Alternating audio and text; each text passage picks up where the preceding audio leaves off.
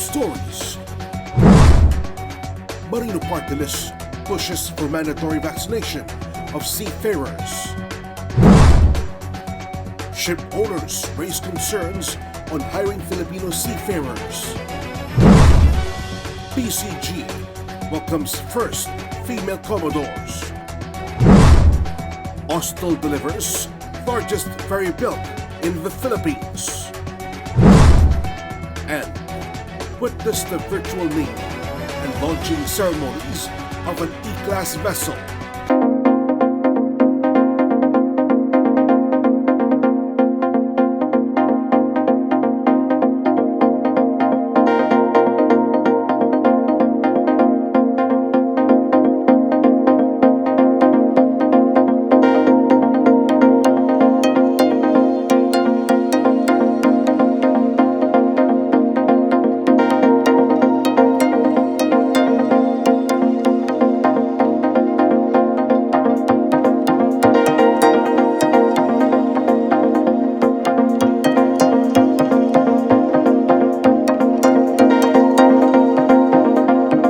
which seeks to provide mandatory immunization services for overseas Filipino workers, including seafarers, is pending at the House Committee on Overseas Workers Affairs.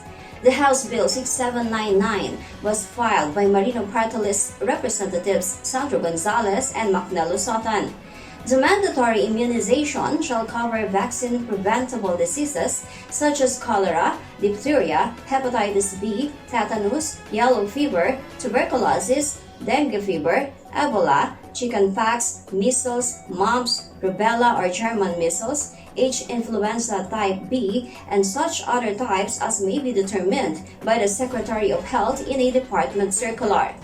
According to the proposed bill, the costs of the immunization, including the payment of professional fee, shall be equally shared by the government, the principal or the recruitment or manning agency, and the union on which the OFW is a member, if any.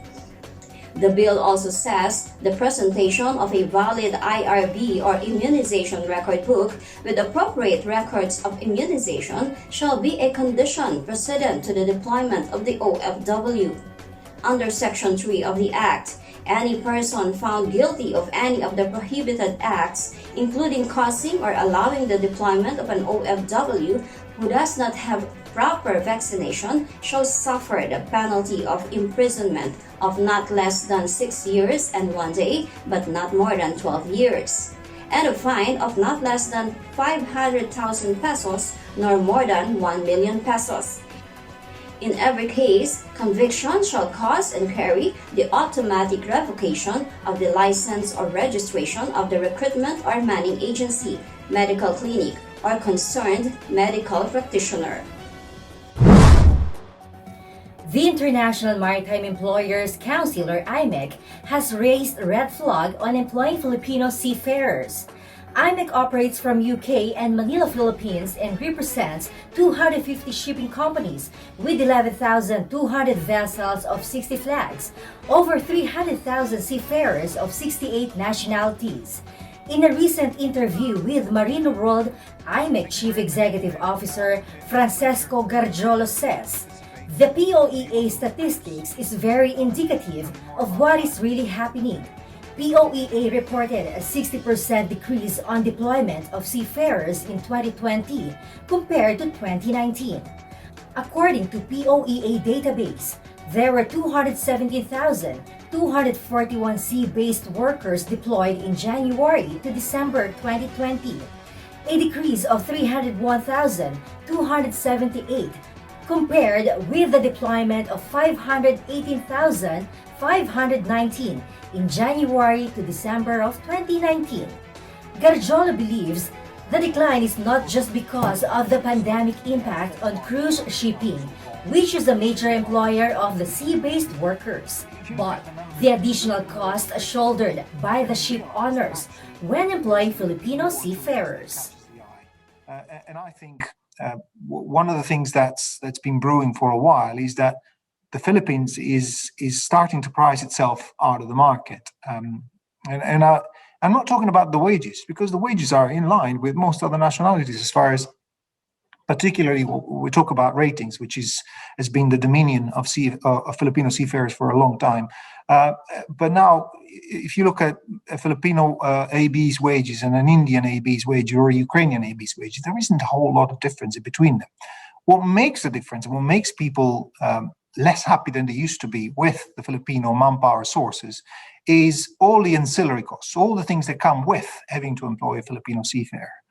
And these are the factors that were there. They were there to begin with, because if you look at the deployments and you compare January and February, it's how before the pandemic, there was already a shortage of 15,000 placements, 15,000 deployments year on year. This is the sort of stuff that happens when people start seeing that the Filipino seafarer is pricing itself out of the market. How? You'd say, well, there's a lot of things that are happening in the Philippines which are not conducive to them continuing to be a great manpower supply, a qualified manpower supply source. Things like, the government focusing on increasing the cost of employers, the PhilHealth planned increase, the SSS planned increase. I have to say that I was pleased to see that the PhilHealth increase has now been put on hold on 1st of January 2021, because that was another nail in the coffin. And I hear there's talk of the SSS increase also being put on hold, because these are all additional costs that you don't have to encounter when you employ other nationalities. But I suppose the big elephant in the room here is the claim culture that has become synonymous with Filipino seafarers, unfortunately. And we love Filipino seafarers, and we have invested millions in our training programs. They're all based in the Philippines, or most of them are based in the Philippines, because we believe in the Philippines as a future source of manpower. But people need to understand that this claim culture, this ambulance chasing, is not doing the Philippines any favors. And this is a battle we've been fighting for the last 10 years. There's clearly a tendency to exploit some of the employers in the Philippines, and that's one of the things that has raised a lot of concerns. Now, there are potential solutions, but these solutions have been frustrated for years now. I've known of an escrow bill for as long as I've been in my position, and there's continuous talk about this escrow bill, but this escrow bill, which actually would be a major win in the war against fraudulent claims, continues to be put off and put back, and for one reason or another. The Australian cruise industry continues to advocate for a phased and carefully controlled resumption of operations in 2021. Cruise Lines International Association, or CLIA Australasia Managing Director Joel Katz welcomed the Australian government's statement that it is working with industry and state and territory agencies to develop a framework for the staged resumption of cruise ships in local waters. This despite the new strains of COVID-19 have forced the Australian government to extend the international travel ban until June. Katz says with extensive new health measures in place that match or exceed those of other sectors on land, Australia will lift the existing blanket suspension of cruise operations. Cruise lines have developed extensive new health measures in response to COVID-19, with insights of leading medical experts internationally and locally. These also include limited passenger numbers to ensure social distancing, 100% testing of guests and crew, and extensive screening, hygiene and sanitation protocols. Katz says members of CLIA Australasia are ready to get back to voyage at sea. To date, it is estimated that nearly 350,000 passengers have traveled on more than 400 sailings aboard 25 CLIA ocean-going cruise line ships since cruise operations began returning last year. Royal Caribbean's Odyssey of the Seas sails this summer. Residents of Israel are the first guests to set sail on Odyssey during its inaugural season, which will start in May of 2021. Odyssey will sail from Israel with guests and crew above age of 16 fully vaccinated against COVID-19. The cruise line offers Israeli holidaymakers a combination of 3 to 7 night cruises from Haifa to idyllic isles and destinations in the Mediterranean. visiting Rhodes, Santorini, Mykonos and Athens, Greece, and Limassol, Cyprus. Israeli Prime Minister Benjamin Netanyahu proudly says Israel will be the first country in the world to launch Royal Caribbean's flagship.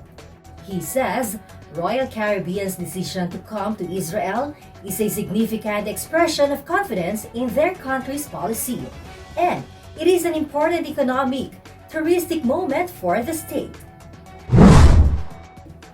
Nautilus International has released a new animation highlighting the union's campaign against the criminalization of seafarers.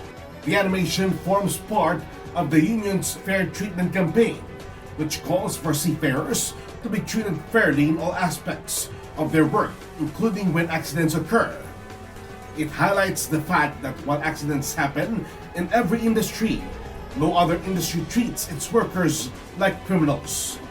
A survey conducted by the Nautilus Federation in 2019 found that almost 90% of seafarers fear criminalization at work and felt that they could face criminal prosecution for incidents beyond their control. The results from this survey can be found in a report on criminalization along with case studies, information on seafarers' rights, and practical support for members. Nautilus also underscores the importance of downloading the Nautilus Fair Treatment app as also a practical step to support its members. The Department of Transportation, or DOTR, underscores the competitiveness of the country as crew change hub. DOTR Assistant Secretary for Maritime Affairs Narciso Vingson Jr. assures that the government is taking actions to make the crew change operations faster, cheaper, and safer.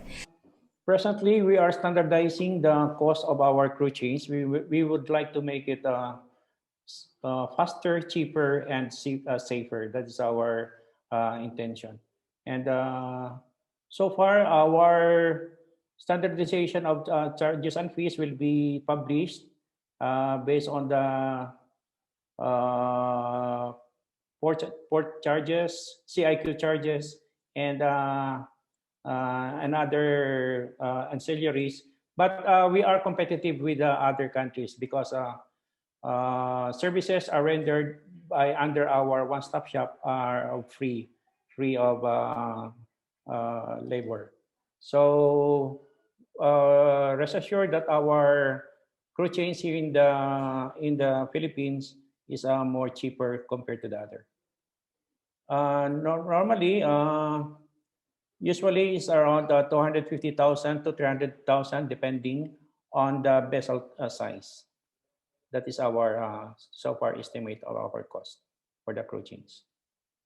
Vingson also reported that the Port of Capinpin, Bataan offered a 50% discount on port charges. As of March 2, a total of more than 2,000 ships and 35,000 Filipino and foreign seafarers have already been served since the opening of the ports of Subic, Bataan, Batangas, Manila, Cebu, and Davao. Up next, PCG welcomes first female Commodores. Austral delivers largest ferry built in the Philippines. And witness the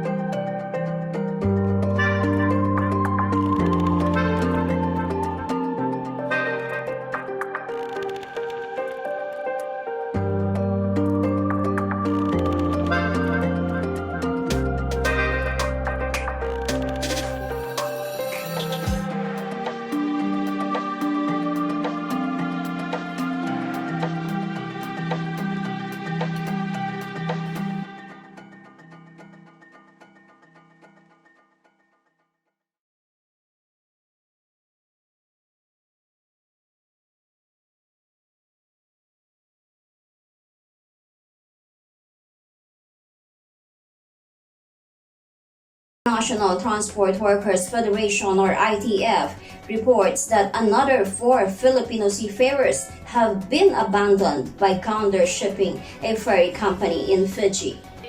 ITF Inspector Sarah Maguire told Marino World that according to the statement of the 4 seafarers, they were abandoned in December 2020.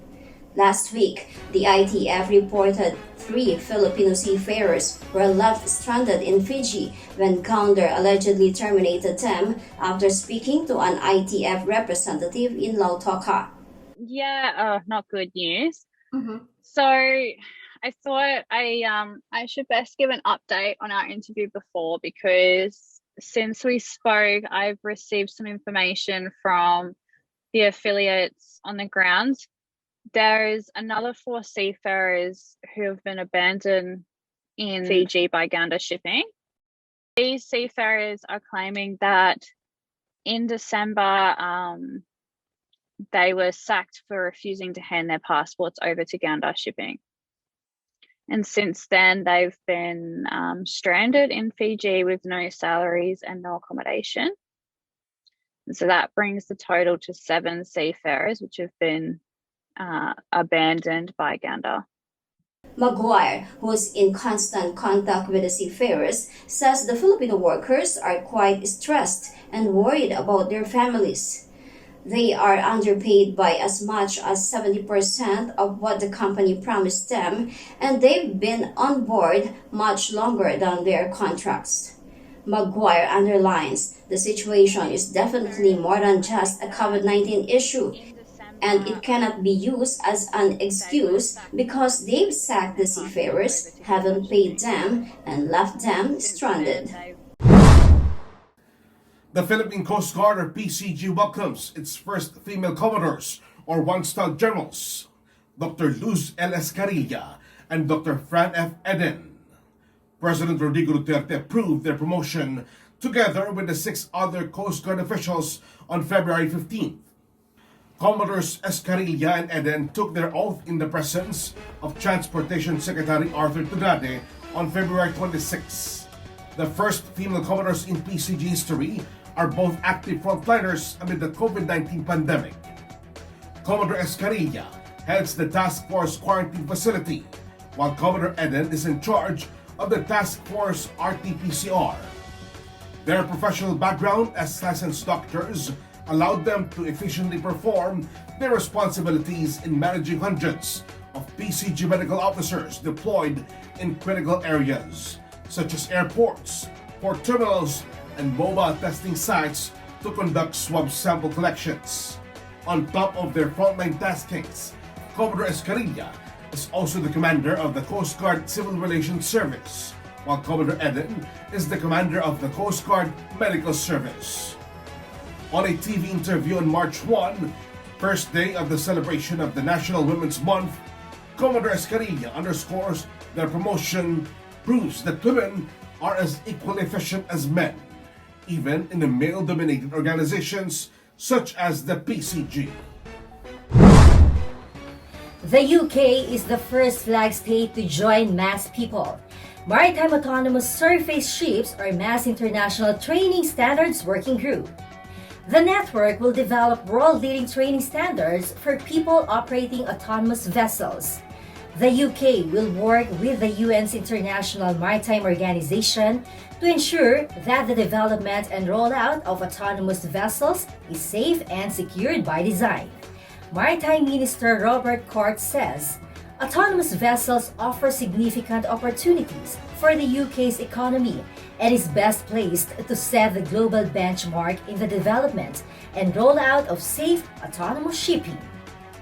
Meanwhile, Katie Ware, Director of UK Maritime Services, adds, training must keep pace with the new technology to ensure the safety of the seafarers. Global Towage Operator Switzer AS, Kongsberg Maritime, and American Bureau of Shipping or ABS have signed an agreement to develop Rico Tug, the world's first fully operational and fully remotely controlled tugboat. While Switzer is bringing the needed operational experience, a newly built tug with crew as well as tug-specific technical solutions, Kongsberg Maritime will provide the remote control systems and the autonomous technology and lead the integration of systems and technology.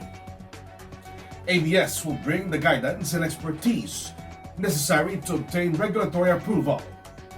The Rico Tug project aims to develop a remotely controlled tug that will be able to perform a full towage operation with all operations controlled from a remote operations center.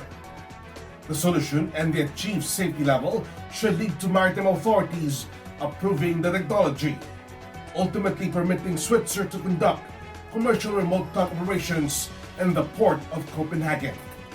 The project is expected to run for the years to come.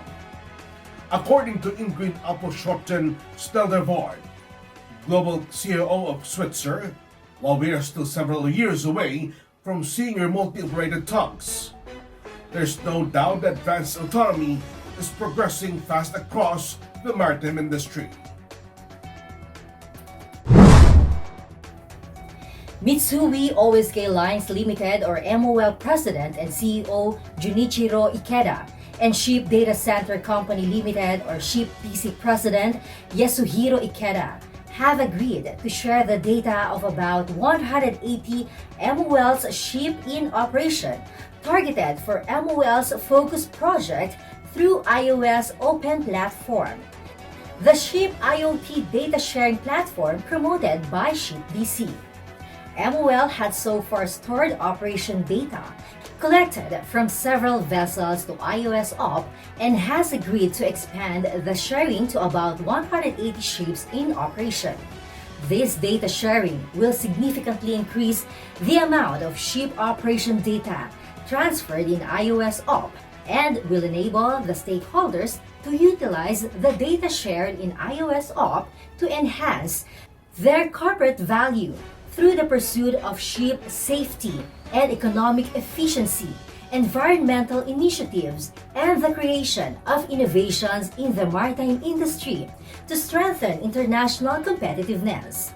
MOL and Ship DC aim for safety of ships, contribution to the environment, and economic rationality through the data utilization, as well as further acceleration of the collection, distribution, and utilization of data in the maritime industry with iOS Op at the core. Mr. Yoshikazu Kawagoe, Senior Managing Executive Officer of MOL said, representing not only MOL but also iOS Op Consortium as its chairperson, I am glad to announce the agreement to boost the data use and digital transformation of the maritime industry. Added 180 ships in the MOL's operation, the data available at iOS Op is expected to reach 500 ships in due course, which offers the unique and practical opportunity to utilize the ship operation data. I am convincing the increase of data volume will bring about the better data-driven solution for iOS Op. Austal Philippines has successfully delivered HAL 419, the largest aluminum ferry ever constructed in the Philippines, to Fjord Line of Norway. Named FSTR, the ship is a 109-meter high-speed catamaran ferry that can transport 1,200 people and up to 404 cars over 2 vehicle decks at 40 knots. Austal Philippines is a subsidiary of Australian shipbuilder Austal with shipyard located in Balamban, Cebu. Austal Philippines President Wayne Murray says FSTR is also the largest high-speed ferry built by any Austal shipyard anywhere in the world. Currently, under construction is HAL 395 Bañaderos Express, a 118-meter trimaran ferry for Fred Oslon Express of the Canary Islands, scheduled for launch on the second quarter of this year. Via virtual platform, guests and the public have witnessed the naming and launching ceremonies of an E-Class vessel. The physical event took place at the Lear Yard of Fairsmith in Germany on March 1st and viewed online. Named as Thun Equality, the NB451 is the third ship in a series of new oil chemical tankers developed for Erik Thun Group from Sweden. The ship is built from E-Vessel's three design principles of economy of scale, energy efficient, and environmentally improved. It does not only meet but exceeds EU's emission criteria for 2030 and the IMO's emission criteria for 2050. Erik Thun's chairperson Margareta Alistig is the vessel's godmother who graced the naming and launching ceremonies. I'm honored and very proud to be the godmother of this fantastic new vessel, which belongs to a series of equal sisters built with quality and sustainability in mind. Erik Thun has a high focus on energy efficiency, and the design of this vessel is a proof of that. I name her Thun Equality, and I wish her and those who sail on her successful and safe journeys.